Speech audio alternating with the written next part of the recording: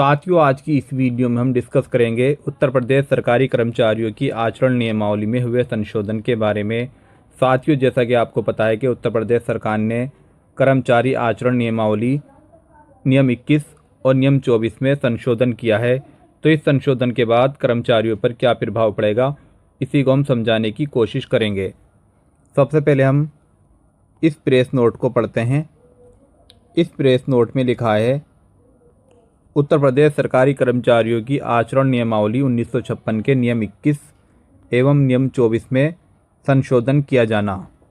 तो यहाँ पर 2 संशोधन हुए हैं। सबसे पहले हम पॉइंट नंबर 1 को देखते हैं।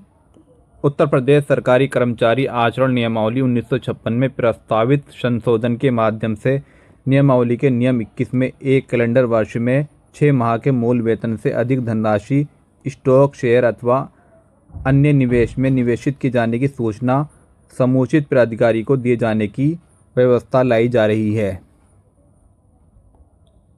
पॉइंट नंबर 2 है, इस प्रकार नियम 24 में 1 माह के मूल वेतन के स्थान पर 2 माह से अधिक मूल्य की किसी चल संपत्ति के क्रय की सूचना समुचित प्राधिकारी को दिए जाने के अलावा प्रत्येक वर्ष व्यतीत होने पर अचल संपत्ति की घोषणा करने के स्थान पर प्रत्येक 1 वर्ष की अवधि व्यतीत होने पर अचल संपत्ति घोषित करने की व्यवस्था लाई जा रही है। तो साथियों, अब हम समझते हैं कि इस संशोधन का कर्मचारी पर क्या प्रभाव पड़ेगा। साथियों, सबसे पहले हम नियम 21 को समझते हैं। अगर कोई सरकारी कर्मचारी 1 साल में अपनी 6 महीने की मूल वेतन से ज़्यादा पैसा स्टॉक, शेयर अथवा अन्य निवेश में लगाता है तो उसे इसकी सूचना विभाग को देनी होगी। तो यहाँ पर हम एक उदाहरण से समझते हैं। मान लीजिए कोई कर्मचारी है जिसका मूल वेतन 40,000 रुपये है। 6 महीने की कुल मूल वेतन की जो वैल्यू होगी 40,000 इंटू 6, 2,40,000 रुपये। अगर वे कर्मचारी 1 साल में 1,50,000 रुपये निवेश करता है तो सूचना देने की कोई भी आवश्यकता नहीं है। लेकिन अगर कर्मचारी 2,40,000 से ऊपर निवेश करता है, मान लीजिए 2.5 लाख या 3 लाख या 4 लाख रुपए निवेश करता है, तो इसकी सूचना उसे सरकार को देनी होगी। इसके बाद हम नियम 24 को देखते हैं। नियम 24 संपत्ति से संबंधित है। इसमें जो बदलाव हुए हैं उन्हें देखते हैं। सबसे पहला बदलाव है चल संपत्ति खरीदने की सीमा। 1 महीने की मूल वेतन से ज़्यादा की चल संपत्ति खरीदने पर सूचना देनी होती थी। अब इस प्रस्ताव में इसे बदलकर 2 महीने कर दिया गया है।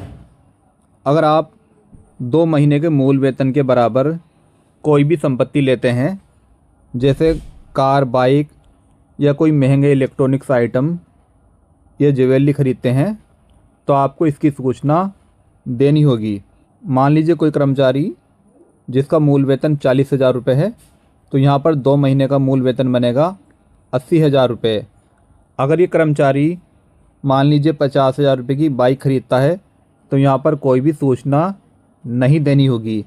लेकिन अगर कर्मचारी यहाँ पर 80,000 रुपये से अधिक की कोई भी संपत्ति खरीदता है, मान लीजिए कोई इलेक्ट्रॉनिक बाइक या ज्वेलरी खरीदता है जिसकी वैल्यू 80,000 से अधिक होगी, तो उसकी सूचना विभाग को देनी होगी।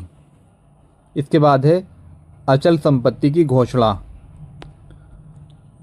अभी अचल संपत्ति की घोषणा जो है 5 साल में दी जाती थी, इसे बदलकर अब प्रत्येक वर्ष कर दिया गया है।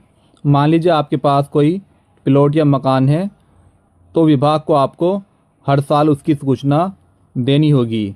तो साथ ही यहाँ पर जो तीनों बदलाव हुए हैं, अगर आप ज़्यादा निवेश करते हैं तो आपको इन्फॉर्मेशन देनी होगी। अगर आप कोई महंगी चीज़ खरीदते हैं तो भी आपको इन्फॉर्मेशन देनी होगी।